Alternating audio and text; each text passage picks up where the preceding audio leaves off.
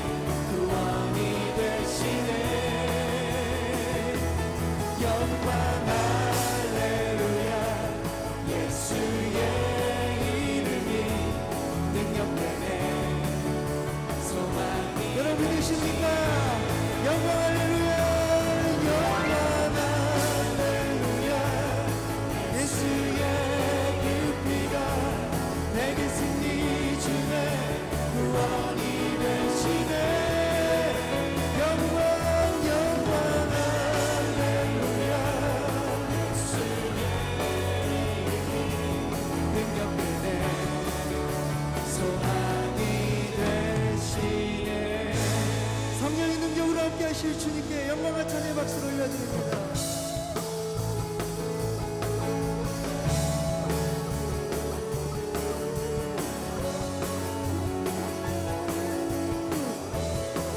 빈들의 마른 풀같이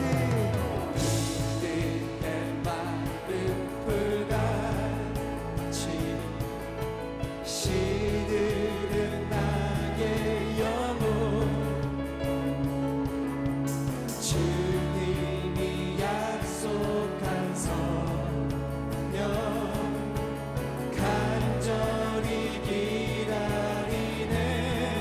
반가운 빗소리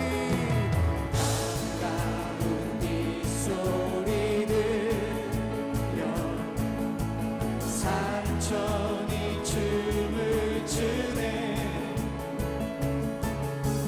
봄비로 내리는 성령 내게로 주옵소서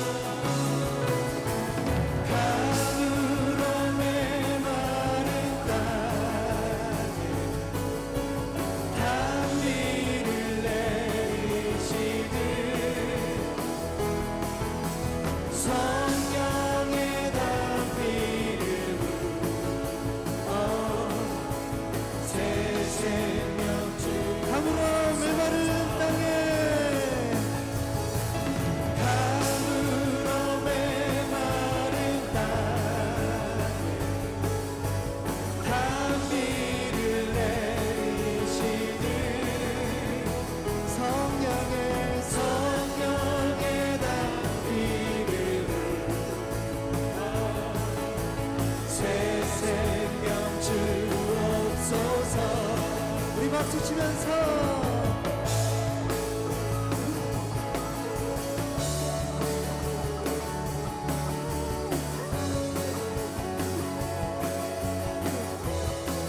참되신 사랑에 참되신 사랑의 언약 어길 수 있사오랴. 오늘의 흡족한 은혜 오늘의 흡족한 은혜 주실 줄 믿습니다. 아멘.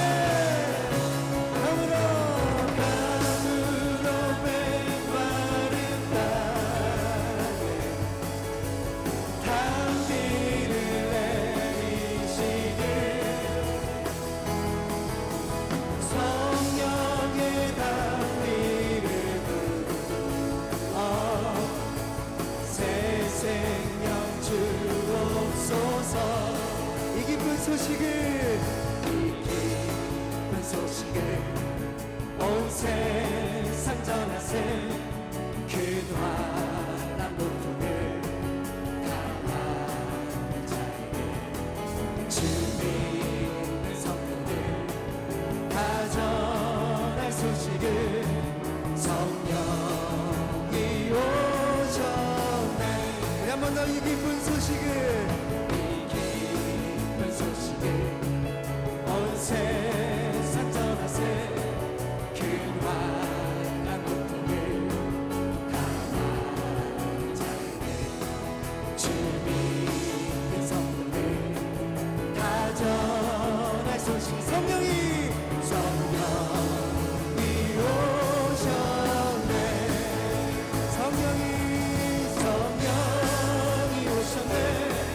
성령이 오셨네. 내 주님 보내신 성령이 오셨네. 이 기쁜 소식을 온 세상 전하세. 성령이 오셨네. 만왕의 왕께서 저 사로잡힌 자 다 구원하시고 찾아내 주셨네. 승리의 노래가 온 성에 들리니 성령이 오셨네. 우리 마지막 절 한없는 사랑과 내 사랑과 그 크신 은혜를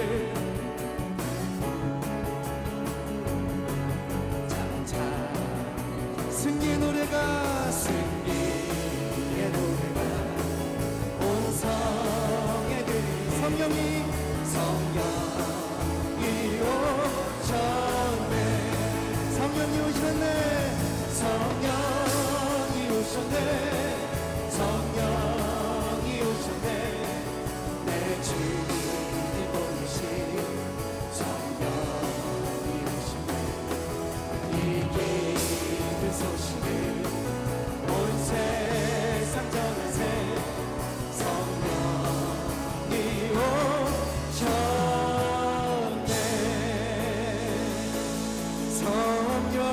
성령이 오셨네. 성령이 오셨네. 내 주님 보내신 성령이 오셨네. 기쁜 소식 온 세상 전하세. 성령이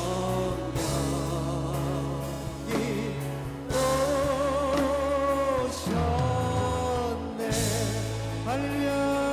성령으로 우리 가운데 함께 하시는 주님을 찬양합니다.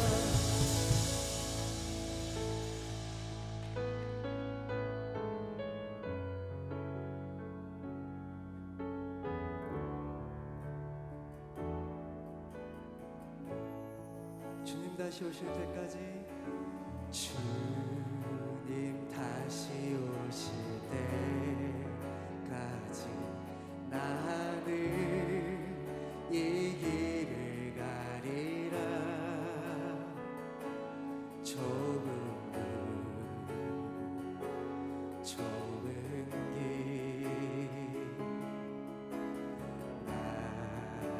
십자가 지고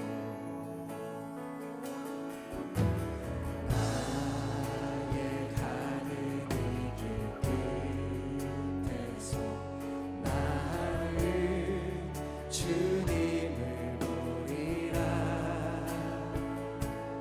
영광을 내 주님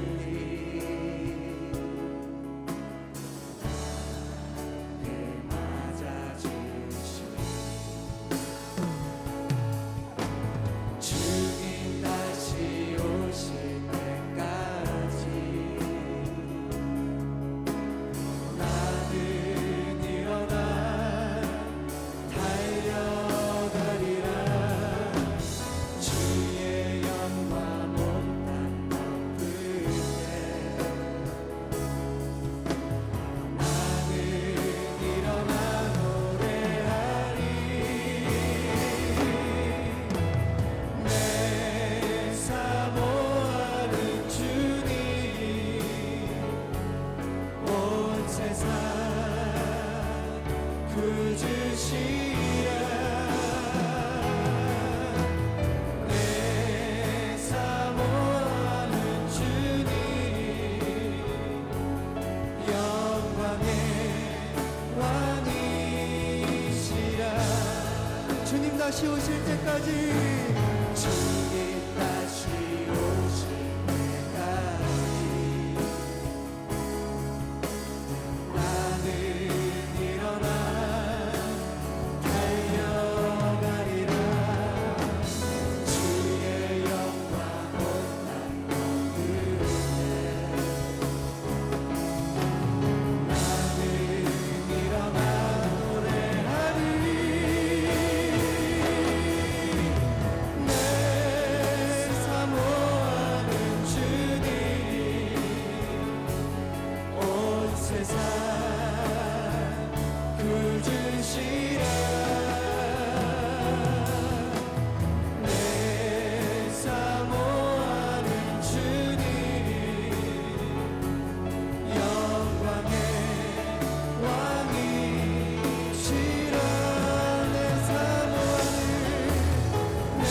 내 사모하는 주님 온 세상 구주시라. 내 사모하는 주님 영광의 왕이시라. 우리의 시간 합심하여 기도하겠습니다. 우리의 사모하신 사랑이 풍성하신 하나님 아버지, 성령 강림주일에 저희를 불러주시고 주의 임재 안에서 예배드릴 수 있도록 인도해 주심에 감사드립니다. 오순절에 약속하신 보혜사 성령님을 우리 가운데 보내주신 크신 은혜를 기억하며 오늘도 말씀 앞에 겸손히 나아갑니다. 하지만 성령을 따라 살기를 원하면서도 세상의 시선과 소리에 쉽게 흔들리고 하나님의 뜻보다 내 뜻을 앞세우며 스스로를 높이고 하나님보다 자신을 더 의지했던 저희의 교만과 어리석음을 고백하오니 용서하여 주옵소서. 보혜사 성령님, 연약한 저희를 불쌍히 여기사 이 시간 새 힘을 부어주시고 진리 가운데로 인도하시며 예수님의 말씀을 날마다 기억나게 하여 주옵소서. 특별히 주님의 치유하심을 간구드립니다. 육체의 질병으로 고통받는 이들과 마음의 불안과 우울 속에 있는 이들에게 성령께서 위로와 평강으로 임하셔서 회복과 소망의 은혜를 경험하게 하여 주시옵소서. 지난주에 임직받은 권사님들을 주님의 이름으로 축복합니다. 맡겨주신 사명을 성령의 능력으로 잘 감당하게 하시고 항상 기쁨과 감사로 교회를 세워가는 일꾼이 되게 하여 주시옵소서. 세상의 지혜가 아니라 하나님의 말씀과 사랑으로 섬기며 늘 겸손함으로 주님의 몸된 교회를 돌보게 하여 주시옵소서. 이번 주 금요일부터 주일까지 진행되는 부흥성회를 위해 기도드립니다. 강사님으로 세우신 박신일 목사님께 성령의 기름을 부어주시고 여호와께서 우리를 일으키시리니 라는 주제 아래 선포되는 말씀마다 하나님의 뜻이 온전히 드러나게 하여 주옵소서. 참석하는 모든 이들이 성령의 임재를 깊이 체험하게 하시고 지친 삶 속에 회복과 새 힘을 얻는 은혜의 시간이 되게 하여 주시옵소서. 단기 선교를 준비하는 선교팀을 주님께 올려드립니다. 준비하는 시간부터 떠나는 여정과 현지 사역에 이르기까지 모든 과정 가운데 성령님께서 앞서 인도하여 주시고 온 교회가 기도로 한 마음 되어 함께 동참하게 하여 주시옵소서.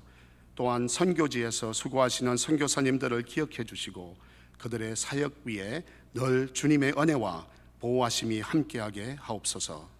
선교지마다 주님의 사랑과 복음이 풍성히 흘러가게 하시며 그 땅 위에 하나님의 나라가 아름답게 세워지게 하여 주시옵소서. 오늘 말씀을 전하실 백성님 담임 목사님께 성령의 충만함을 부어주시고 그 말씀을 통해 우리가 새 힘과 은혜를 얻으며 삶의 자리에서 말씀대로 살아가게 하여 주옵소서. 오늘 선포될 요한복음 14장 말씀을 마음에 깊이 새기게 하시고 주님의 계명을 지켜 사랑 안에서 주님과 하나 되는 삶을 살아가게 하시며 우리 안에 거하시는 성령님을 통해 예수님의 사랑과 임재를 날마다 경험하게 하여 주시옵소서. 오늘 찬양을 올려드리는 주 영광 찬양대와 찬양팀을 축복하시고 그들의 찬양을 기쁘게 받아주시며 하나님께는 영광이요 성도들에게는 큰 은혜가 되게 하여 주시옵소서. 예배를 위해 보이지 않는 곳에서 섬김에 봉사하는 모든 분들을 기억하여 주시고 각자의 자리에서 헌신하는 모든 손길 위에 주님의 크신 은혜와 복을 더하여 주시며 그 섬김을 통해 교회가 더 온전히 세워지게 하시고 그들의 삶 속에도 주님의 충만한 은혜가 임하게 하여 주시옵소서. 모든 상황 속에서도 감사드리며 앞으로의 모든 삶이 그 걸음걸음마다 성령님께서 친히 인도하여 주시기를 구하며 우리 주 예수 그리스도의 이름으로 기도드립니다. 아멘. 요한복음 14장 16절부터 26절까지 말씀을 합독하겠습니다. 내가 아버지께 구하겠으니 그가 또 다른 보혜사를 너희에게 주사 영원토록 너희와 함께 있게 하리니 그는 진리의 영이라. 세상은 능히 그를 받지 못하나니 이는 그를 보지도 못하고 알지도 못함이라. 그러나 너희는 그를 아나니 그는 너희와 함께 거하심이요 또 너희 속에 계시겠습니다. 내가 너희를 고아와 같이 버려두지 아니하고 너희에게로 오리라. 조금 있으면 세상은 다시 나를 보지 못할 것이로되 너희는 나를 보리니 이는 내가 살아있고 너희도 살아있겠음이라. 그날에는 내가 아버지 안에 너희가 내 안에 내가 너희 안에 있는 것을 너희가 알리라. 나의 계명을 지키는 자라야 나를 사랑하는 자니 나를 사랑하는 자는 내 아버지께 사랑을 받을 것이요 나도 그를 사랑하여 그에게 나를 나타내리라. 가롯인 아닌 유다가 이르되 주여 어찌하여 자기를 우리에게는 나타내시고 세상에는 아니하려 하시나이까. 예수께서 대답하여 이르시되 사람이 나를 사랑하면 내 말을 지키리니 내 아버지께서 그를 사랑하실 것이요 우리가 그에게 가서 거처를 그와 함께 하리라. 나를 사랑하지 아니하는 자는 내 말을 지키지 아니하나니 너희가 듣는 말은 내 말이 아니요 나를 보내신 아버지의 말씀이니라. 내가 아직 너희와 함께 있어서 이 말을 너희에게 하였거니와 보혜사 곧 아버지께서 내 이름으로 보내실 성령 그가 너희에게 모든 것을 가르치고 내가 너희에게 말한 모든 것을 생각나게 하리라. 아멘. 이는 살아계신 하나님의 말씀입니다. 이 시간 주영광 찬양대 찬양 후에 담임 목사님께서 보혜사 성령님이란 제목으로 말씀 선포하실 때 많은 은혜 받으시기 바랍니다.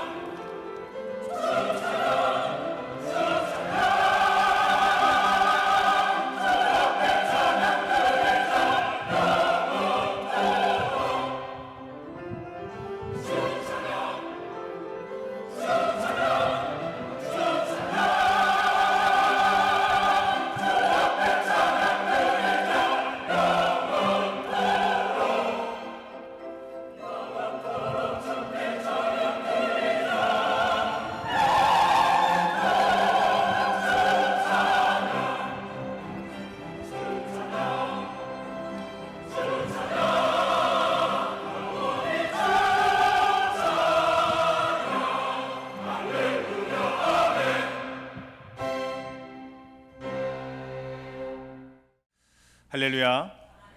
오늘도 하나님이 주시는 은혜와 평강이 여러분의 삶에 풍성히 넘쳐나는 모두가 되시기를 주님의 이름으로 축복합니다. 지난 주간에 우리 교회의 연회 평신도 대표들과 함께 디트로이트에서 열렸던 글로벌 감리교회 한미 연회에 다녀왔습니다. 이전에 연회에 갔다 올 때는 감동이 그렇게 있지는 않았던 것 같아요. 그런데 한미 연회로 우리가 모이기 시작하면서 해가 거듭할수록 하나님께서 주시는 은혜가 큰 것을 경험하고 돌아왔습니다. 하나님께서 우리에게 주시는 은혜를 여러분 사모하시지요? 날마다 더하시는 그 은혜를 누리는 모두가 되시기를 주님의 이름으로 축복합니다. 이미 우리 교회는 그 교단의 탈퇴 과정을 다 끝냈고 또 새로운 교단으로 들어와서 언제 그랬나 싶은 그런 마음으로 지내고 있습니다만, 안타깝게도 아직 그 과정이 끝나지 않은 그런 교회들이 꽤 많이 있습니다. 우리에게 주신 그 은혜가 누려지는 것이 감사하지만 그것으로 끝나는 것이 아니라 아직도 고난 중에 있는 형제 교회들을 위해 함께 그 은혜를 나누고 또 세워가는 아름다운 우리 배단이 되시기를 주님의 이름으로 축복합니다. 오늘 주일은 특별히 성령 강림주일, 강림절이라고 우리는 지키고 있습니다.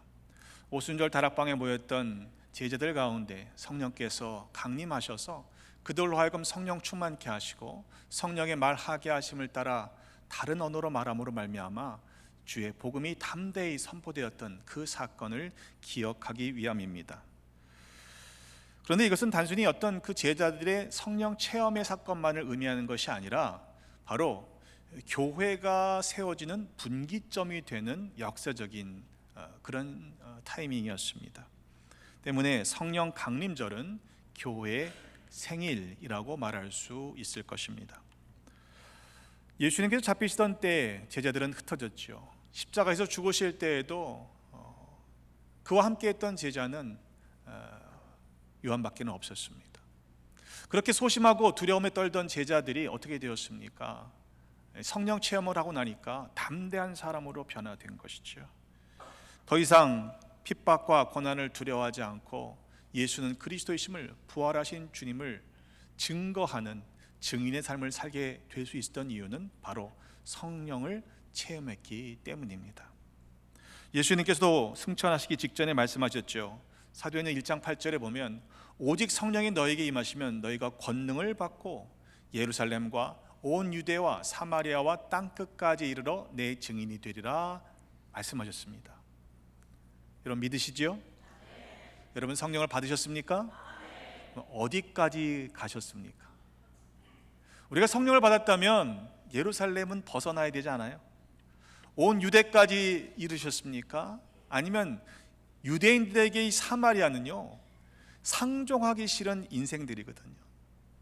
꼴보기 싫은 인생들까지에게도 복음을 증거하는 증인으로 과연 우리는 살고 있습니까? 과연 땅끝까지 이르러 증인이 되려는 수고는 하고 있는지 스스로에게 물어봐야 합니다.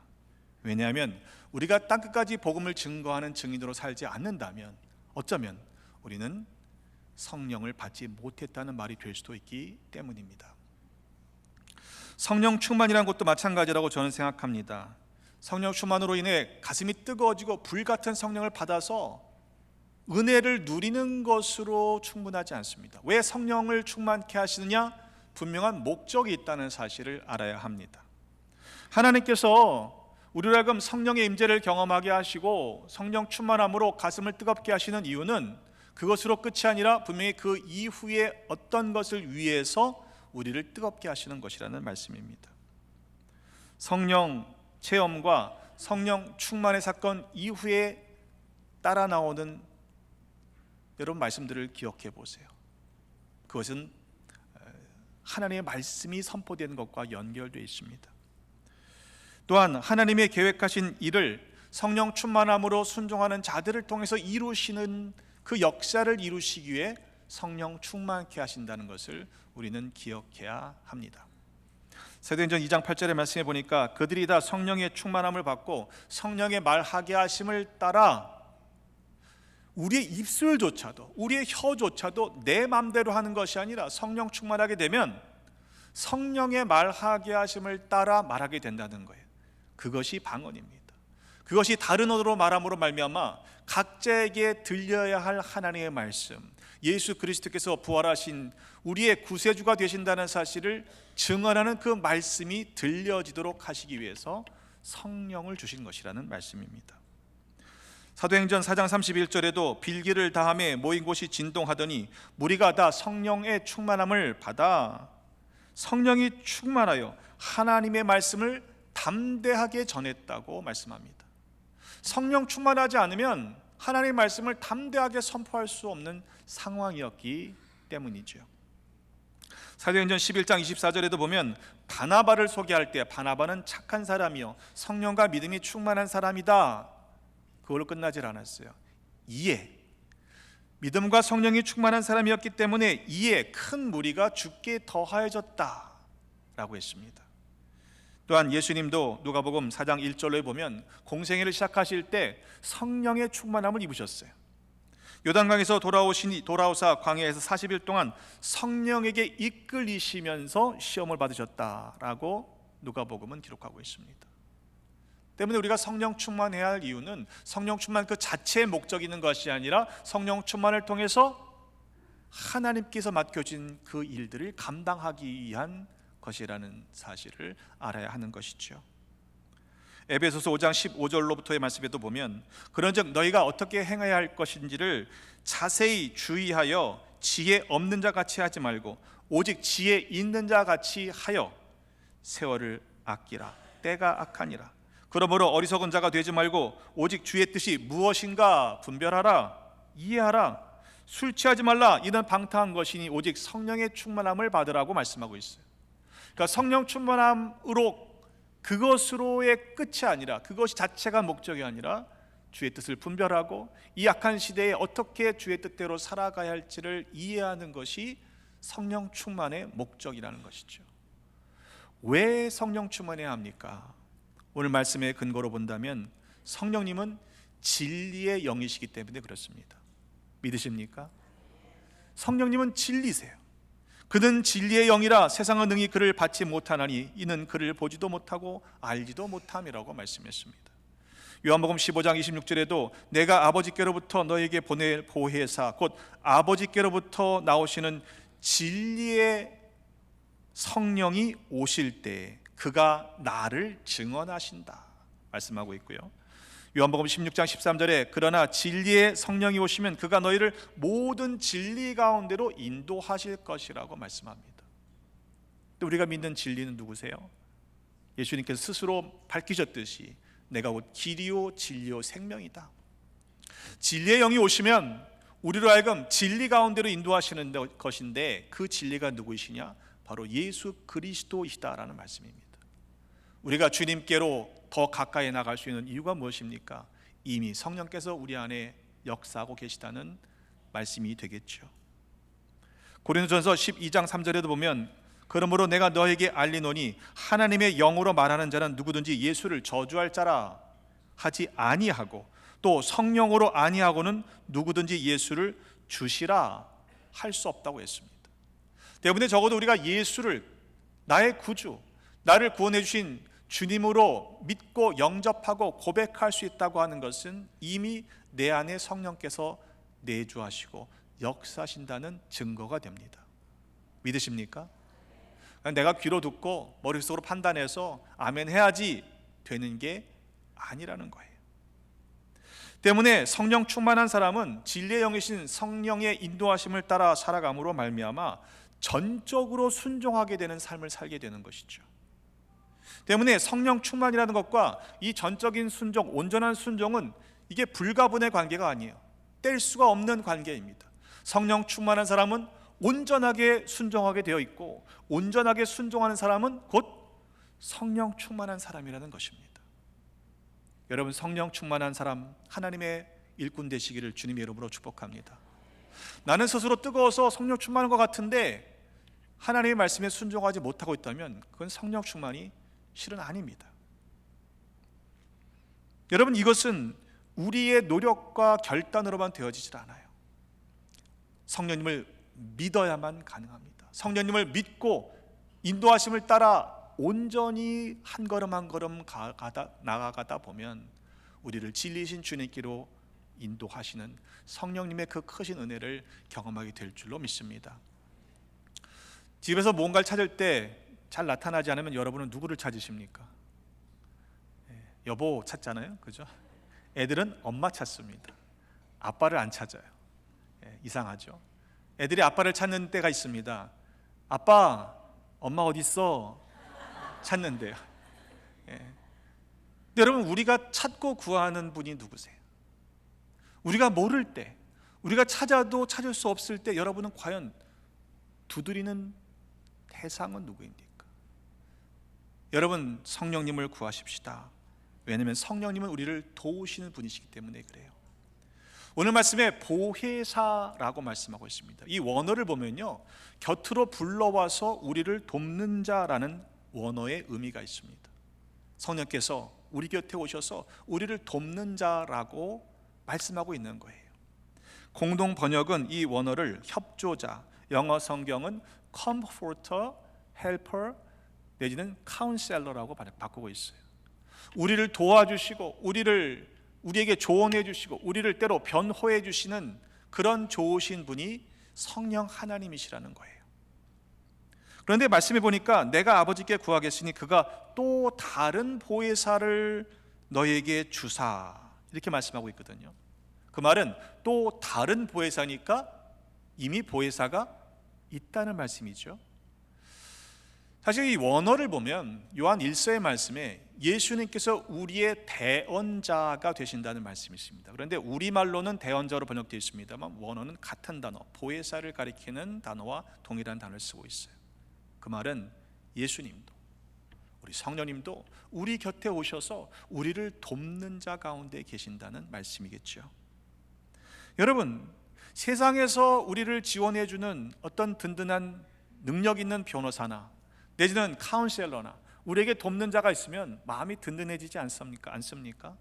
하물며 우리 주님께서, 우리 성령님께서 우리와 함께 계셔서 우리의 지원자가 되시고 변호자가 되시고 헬퍼가 되시니 불안해할 이유는 없는 줄로 믿습니다.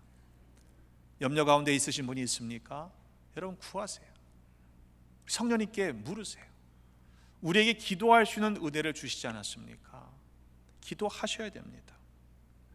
왜냐하면 로마서 8장 26절에 보면요, 우리가 기도가 안 될 때도 성령님은 우리를 위해 친히 간구하신다고 말씀하고 있어요.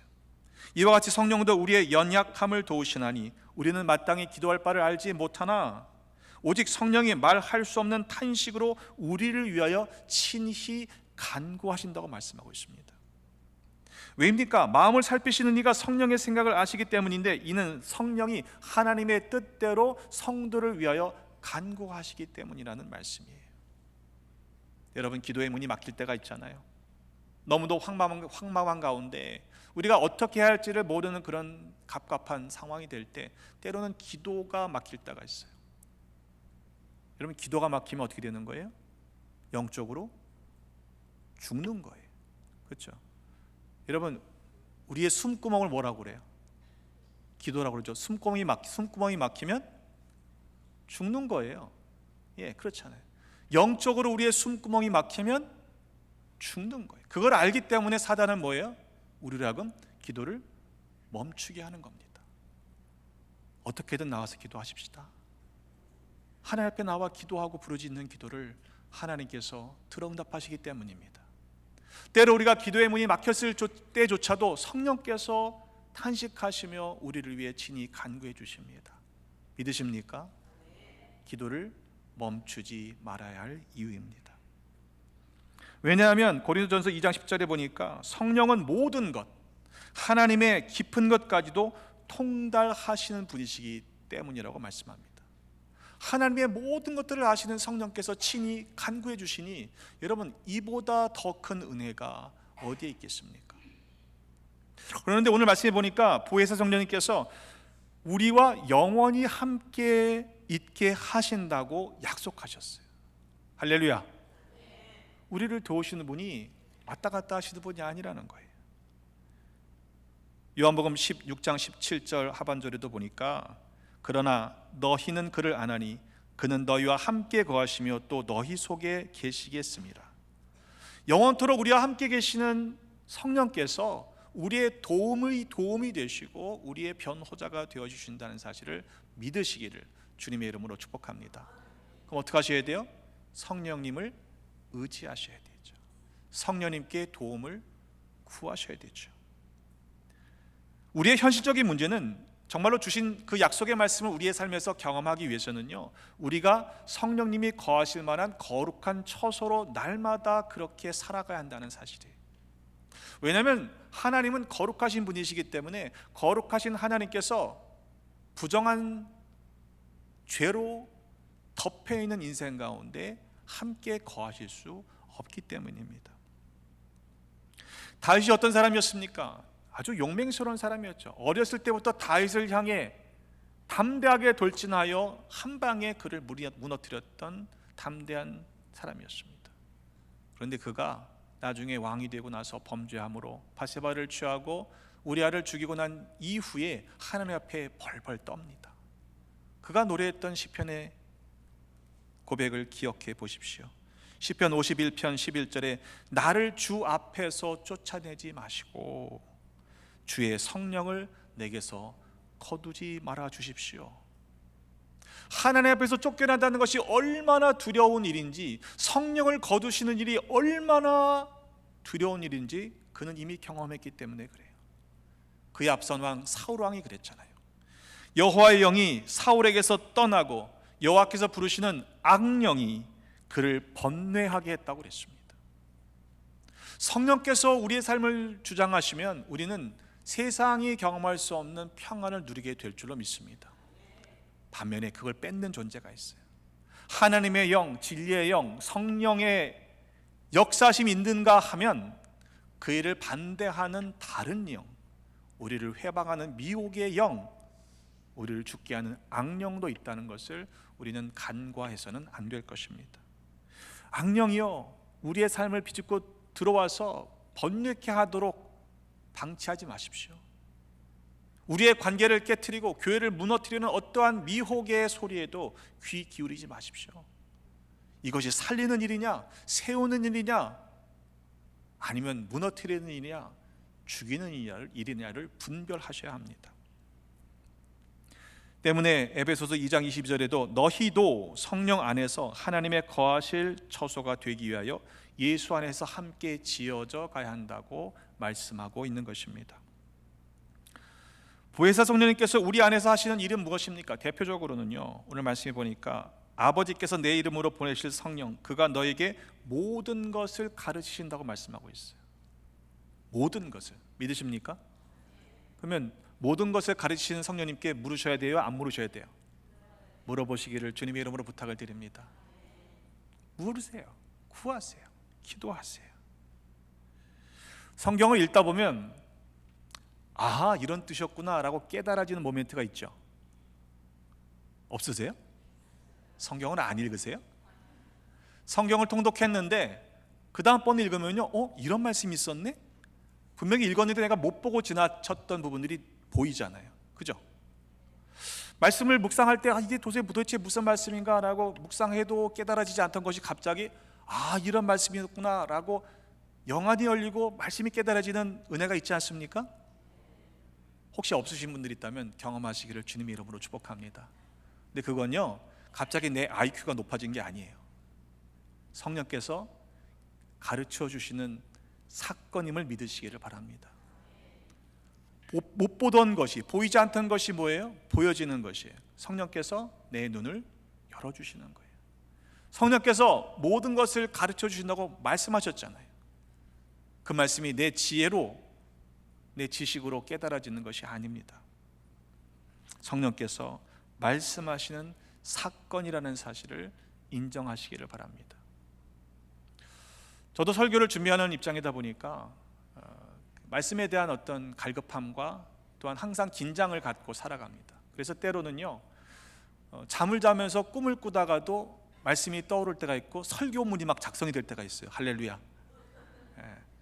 아주 신기해요. 막 평상시엔 버벅거리는데 꿈에서는 막 자유롭게 말씀을 전하더라고요. 그러면 이제 제가 그 말씀이 너무도 분명하니까 그래, 이런 말씀을 내가 꿈을 꾸면서도 이 말씀 이번 주에 설교해야지. 그리고 딱 일어나면 하얘져요. 왜? 내 생각이 아니잖아요. 내가 신학적으로 논리적으로 접근해서 그래서 잘 설교문을 만들어 놓은 거면 그냥 실마리만 찾으면 따라갈 수 있어요. 그럼 그 결론에 도달해요. 그런데 전혀 내 생각이 아닌 하나님이 주신 깨달음과 생각은요, 내가 소중하게 간직하지 않으면 내 것이 아니기 때문에 사라질 수 있습니다. 제가 그 이후로는 어떻게 했냐면, 목회 초년에는요, 침대 머리맡 곁에다가 노트를 놓고 펜을 놓고는 자다가도 그냥 끄적끄적 그 단서를 쓰려고 적었던 적이 있습니다. 그걸 보면 이거였지라고 생각이 나기 때문에 그래요. 성령님께서는 모든 것을 가르쳐 주신다고 말씀하셨습니다. 믿으시기를 주님의 이름으로 부탁을 드립니다. 여러분은 궁금한 게 있으면 누구한테 물으세요? 챗 GPT한테 물으시죠? 구글한테 물으시고. 요즘엔요 진짜 신기하더라고요. 뭐 웬만한 건 다 대답해 줘요. 실제로 기도문을 작성하시는 분이 있을 줄로 믿습니다. 심지어는요 AI한테 설교문을 작성을 요청하면 그럴듯한 설교문이 나온다고 합니다. 어쩌면 조만간에 이 AI한테 안수기도 받는 시대가 오지 않을까 하는 생각을 하기도 합니다. 문제는 아무리 똑똑한 챗 GPT라고 할지라도, 인공지능이라고 할지라도 그가 대답하는 그것이 진짜 진리인지 아닌지를 분별할 수 있는 분별력이 우리에게 있느냐 하는 거예요. 대답해 주는 게 진짜라고 여러분 믿으세요? 아니, 사실이 아닌 것, 팩트가 아닌 것도 그럴듯하게 말하면요, 우리는 그게 진짜라고 믿는다니까요.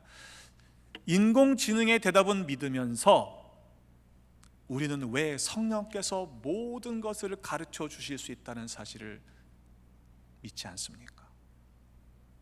성령님이 AI보다 못하다고 생각하시나요? 인공지능의 대답은 신뢰하면서 하나님의 말씀은 우리가 얼마만큼 신뢰하고 있느냐? 진리의 영이신 성령께서 우리를 진리이신 주님께로 인도하신다고 한다면 주님의 말씀이 진리라는 사실을 인정해야 하는데 우리는 그렇지 못하잖아요. 야고보서 1장 5절에 보니까 너희 중에 누구든지 지혜가 부족하거든 모든 사람에게 후히 주시고 꾸짖지 아니하시는 하나님께 구하라 그리하면 주시리라. 아멘. 무서워하지 마세요. 꾸짖지 않으세요. 부끄러워하지 마세요. 여러분, 모르는 게 부끄러운 것이 아닙니다. 그렇잖아요. 모르는 것을 감추는 게 부끄러운 거예요. 여러분, 장로님께 가서 물으세요. 왜 안 물으실 거예요? 권사님께 가서 물으세요. 장로님도 권사님도 대답 못하시면요, 목사들한테 가서 물으세요. 목사들도 다 알지 못합니다. 다 안다고 말하면 교만이에요. 그러나 그 말씀을 더 놓고 기도하고 성령님께 가르쳐 주시기를 구하고 깨달은 말씀을 여러분들과 함께 나눌 수 있도록 여러분 질문하세요. 부끄러워하지 마시고 말씀을 배우는 자리에 나오십시오. 또한 성령께서는 예수님께서 우리에게 주신 말씀, 그 말씀을 생각나게 하시는 분이시라고 오늘 성경은 우리에게 말씀하고 있습니다. 아무리 똑똑한 학생이라고 해도 깨달은 말씀을 다 모두 기억하기는 어렵습니다. 근데 문득문득 떠오르게 하시는 거죠. 성경을 여러분 통째로 외우시고 계시지 않는 이상 왜 그 말씀이 떠오릅니까? 여러분이 그 말씀을 애써 기억하려고 하지 않아도 이렇게 딱 떠오르는 말씀이 있죠? 아멘? 깜깜 무소식이면 이거 심각한 거예요. 가끔씩 여러분 그래도 문득문득 떠오르는 말씀이 있잖아요. 그 이야기는 내 안에 계신 성령께서 주님이 가르쳐 주신 말씀을 생각나게 하시는 사건입니다. 믿으셔야 돼요. 왜 생각나게 하실까요? 여러분에게 말씀하시는 거라니까요. 믿으십니까? 여러분한테 왜 말씀하시는 걸까요? 왜 생각나게 하시는 걸까요? 그 말씀대로 살라고 하시는 거예요. 근데 우리는 그 말씀이 떠오른 것으로 끝나버릴 때가 있어요. 갑자기 생각이 떠오를 때 그 떠오른 생각이 내가 할 수 없는 믿음을 요구하시는 선한 일인 경우라면 여러분, 성령께서 여러분에게 주시는 말씀이라는 사실을 인정하시기를 바랍니다. 하나님께서 우리에게 요구하시는 건요, 믿음이에요. 믿음이 없이는 할 수 없는 일들이기 때문에 때로 거룩한 부담이 생깁니다. 누구라도 다 할 수 있는 일들을 원하시지 않으세요.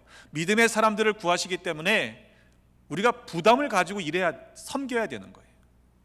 신앙생활 설렁설렁 하지 마십시오. 부담을 가지고 하셔야 저는 맞다고 생각해요. 왜? 하나님이 기뻐하시는 사람은 믿음의 사람이기 때문에 그래요.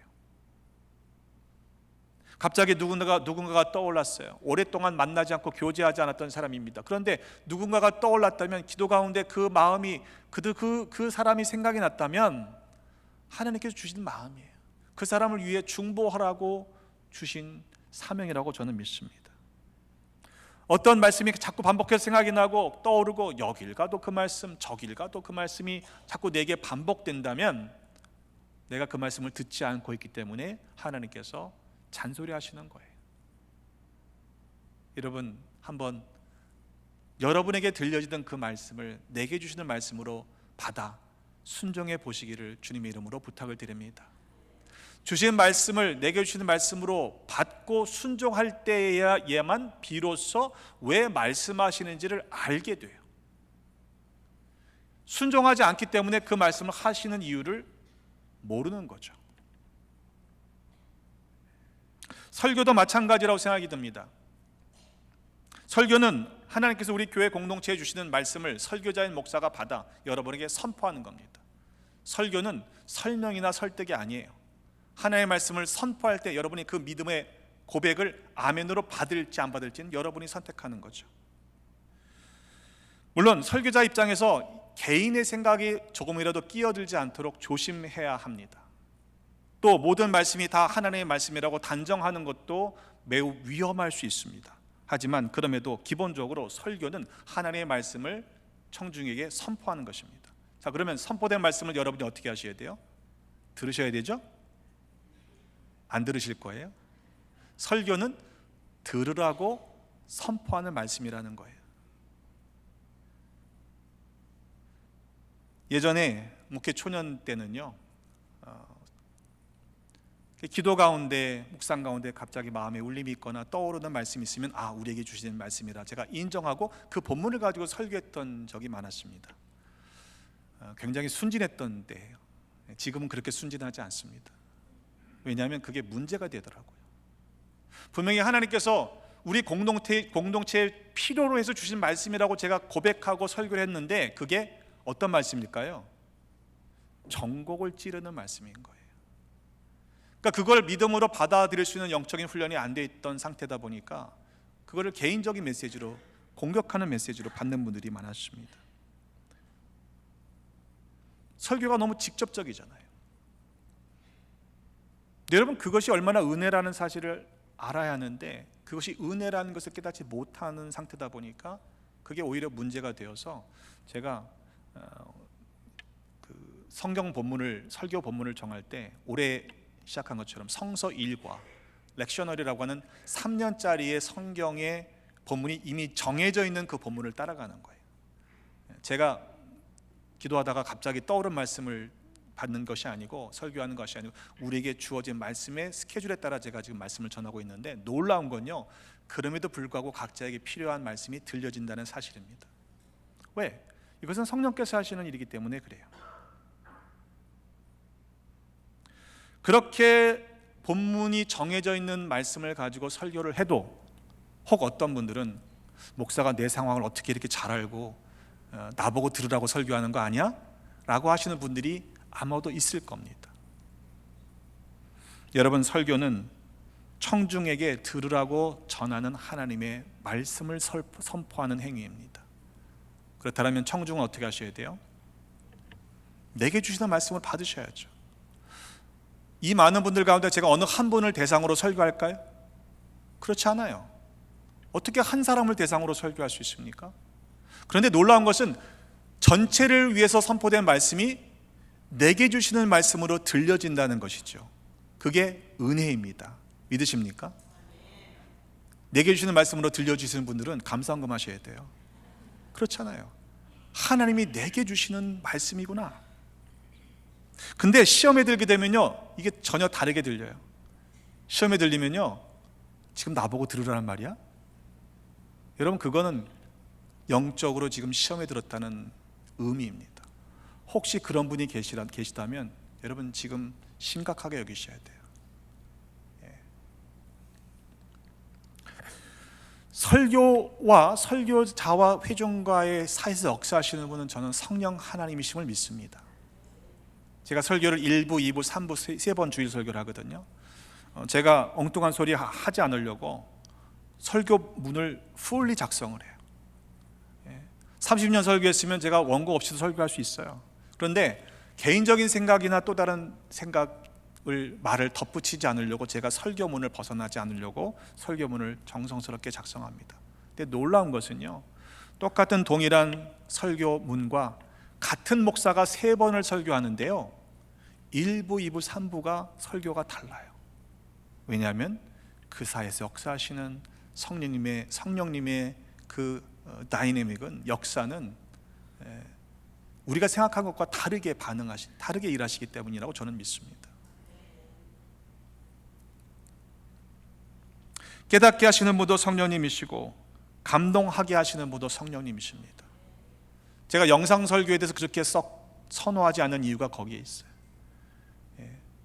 오늘 주신 말씀 감동함을 다시 되새기기 위해서 반복해서 들으시는 건 괜찮지만, 이 영상 설교에서 보는 것으로만, 듣는 것으로만 그 안에 성령께서 역사하신다라고 하는 것보다 이미 우리 가운데 계시는 성령께서 설교 시간에, 예배 시간에 우리를 감동시키시는 그 생생한 현장성이 없는 보는 행위가 우리의 영혼을 살릴 것 같지는 않기 때문입니다. 설교를 듣고 말씀을 듣고 은혜를 받는 것으로 끝나지 마십시오.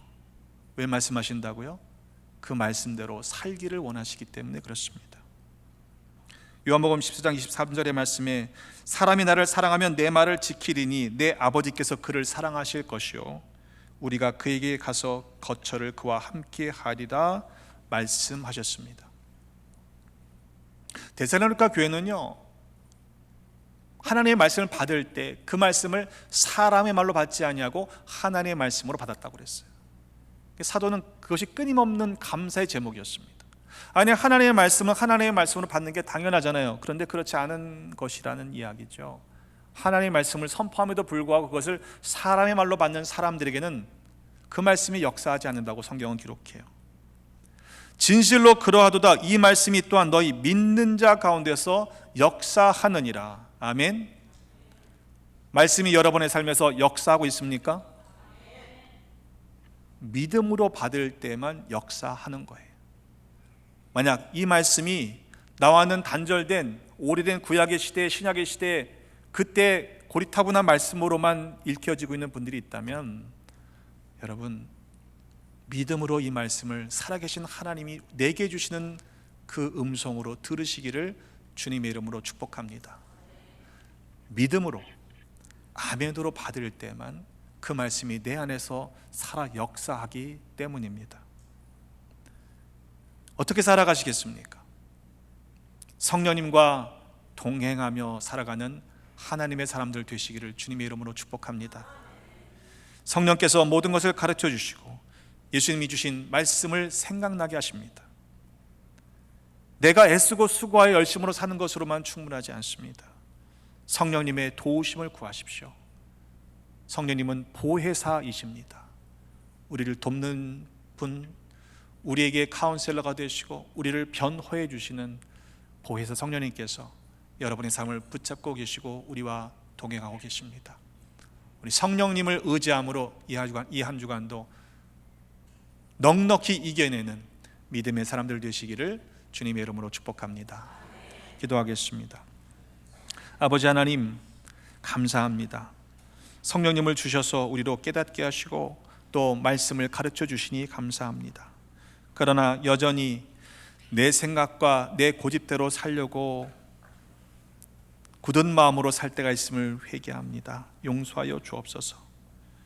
내 실력과 노력으로만 살려고 애쓰느라 불안하고 근심할 때가 있었음을 회개하오니 용서하여 주옵소서. 이후로는 보혜사 성령님을 따라 살아감으로 말미암아 주님이 주시는 참 평안을 누리며 살아가는 모두가 되게 하시고 말씀에 순종함으로 믿음으로 역사하는 하나님의 그 은혜를 모두가 경험케 하여 주옵소서. 말씀이 육신이 되사 이 땅에 오신 구주 예수 그리스도의 이름으로 축복하며 기도하옵나이다. 아멘.